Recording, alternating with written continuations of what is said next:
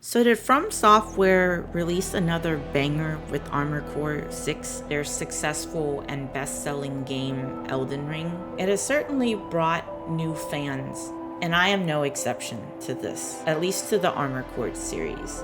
I have played many of FromSoft's games, all of the Dark Souls, Bloodborne, Sekiro. I beat them all. But I am by no means good at these games. I enjoy playing them and the self-efficacy that goes into these games, but I am not a pro gamer. Let me be clear. But it has been very interesting to see how many people across the internet, whether it's Twitter, Reddit, Steam, reviews, have been so upset at the difficulty of this game and have cried for an easy mode. But then there's also the other side of it where people have said how easy and mindless this game is. And meanwhile, for me, I would disagree with both of these takes, and we'll get into that. So in the beginning, when it comes to the story of this game, it was a little bit hard for me to follow just because of how many different factions and everything that there are in the game. However, I would say that by the time that I got to like New Game Plus and then played and beat New Game Plus Plus as well, I started to understand the story much better than I did initially. Went into it not knowing all too of what to expect. Obviously, knowing that it's a FromSoft game, that it was probably going to offer me a challenge. Most of the story, as you could expect from a FromSoft game, was found in between the missions during the cutscenes, as well as like the combat and battle logs that you would find, which to me is fine, but I'm aware that not everybody loves that kind of storytelling. I would compare it a little bit to Nier Automata in the fact that in order for you to get the real ending, you're going to have to play it more than just once. You're actually gonna have to play it 3 times. However, with that being said, the story is actually pretty short, and it isn't until your 3rd playthrough that there's much more to it than your first time playing the game. I think the way that the mission structure works for this game is fine. It's linear with a bit of exploration that you can do. There's not much to be found other than, sometimes battle logs as well as combat logs from fighting certain enemies, as well as rarely chests or containers that you can find in different missions. And if you miss anything too, it's nice because in the game you can always go back and replay missions, as well as try to earn a better ranking for it as well. S rank is the highest that you can earn. All you literally get for getting S rank for those missions is just an achievement. They could have done something more with it, like, a weapon or 2 or a new set of armor to make it worth your while, but yeah. When it comes to the customization for this game, for your Armored Core, or mech as I'm gonna call it, it is phenomenal. The customization goes for it. You can customize your arms, like multiple parts within that, the different colors, to the paint job of whether or not if it's worn or if it has the luster on your mech. It is amazing. And 2, you have the ability to have decals on your mech, and I've seen some crazy emblems that people have created. Like, shout outs to the Armored Core community, because people have been so incredibly creative with what they've been able to make in this game. Here are some builds that I want to highlight. Shout outs to them.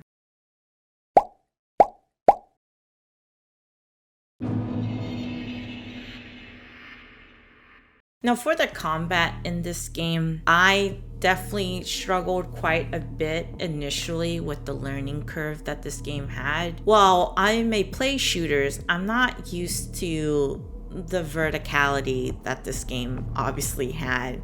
And when I got to the boss at the end of chapter 2, I hit my first wall. It took me about an hour before that boss went down. And I was like, dang. Of course, this was after I had to go back and change my build because I was just being stubborn. Once I did, it helped me out with that fight tremendously.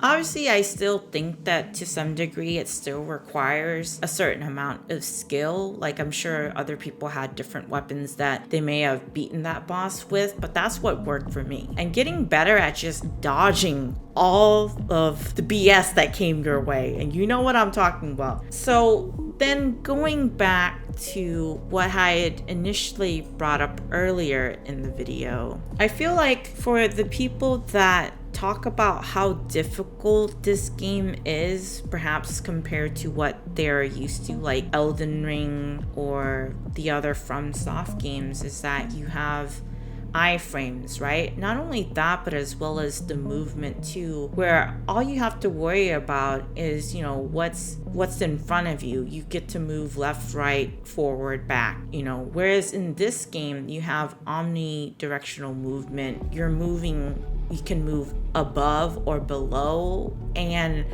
I think people aren't used to that. And I feel like too, when you've never played a shooter before as well, like an FPS or a third person like an online, there's a lot of verticality and there's a lot more things that you have to keep in mind. And I feel like it's one of those things where, do you recognize what the issue is and how do you go about resolving or fixing that? For me, I needed to use my environment more in order to get around with my mech. That was one of my biggest problems when I was going against that boss at the end of chapter 3. It took me over 2+ hours before I finally took it out. But once I got the movement down and I understood what I needed to do in order to win my fights, it clicked. It clicked from there and I got it.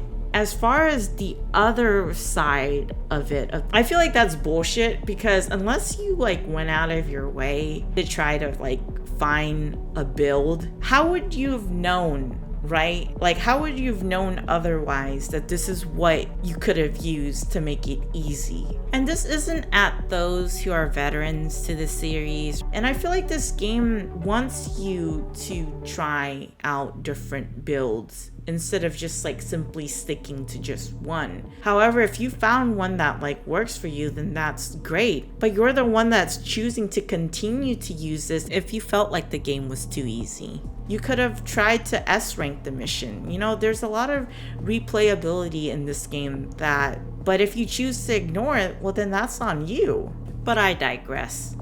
After the initial learning curve that I had with this game, it was so satisfying to like fly around with your boost and dodge like enemy bullets and missiles that would come at you, as well as like when you staggered an enemy and came in with that power driver move or the melee.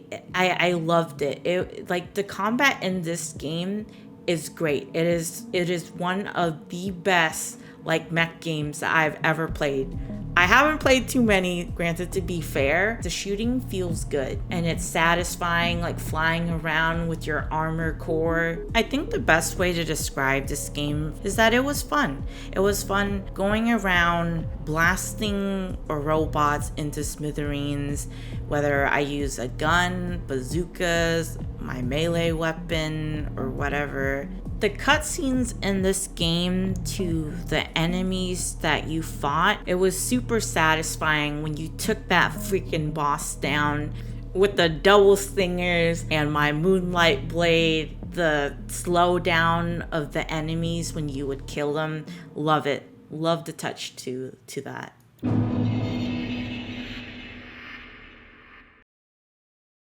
Now, when it comes to graphically, the game looks great in my opinion for what it is, and I don't feel like, you know, a game has to be pushing your hardware to the max in order for it to be good. Like all FromSoftware games, Armored Core 6 has a unique art style. It enhances the world, the atmosphere, the skyboxes, and the colors in the world work perfectly. Ran smooth. I hardly ever got much of like frame drops at all. The only time it ever crashed on me was twice when I was in the emblem creator trying to make this beautiful piece.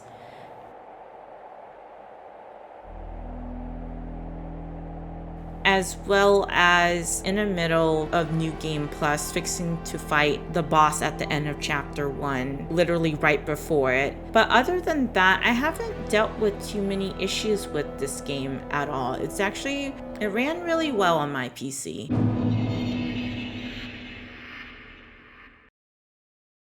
Now, when it comes to the PvP element of this game, I felt like the matchmaking perhaps could have been better. It felt really bare bones to me. So in order for you to find an online match, you can either set criteria if you want, or just hit search and it'll pull up whatever, or you can create your own lobbies and people can pull up to that, whether it's 3v3 or 1v1s. You can set it up however it is that you want.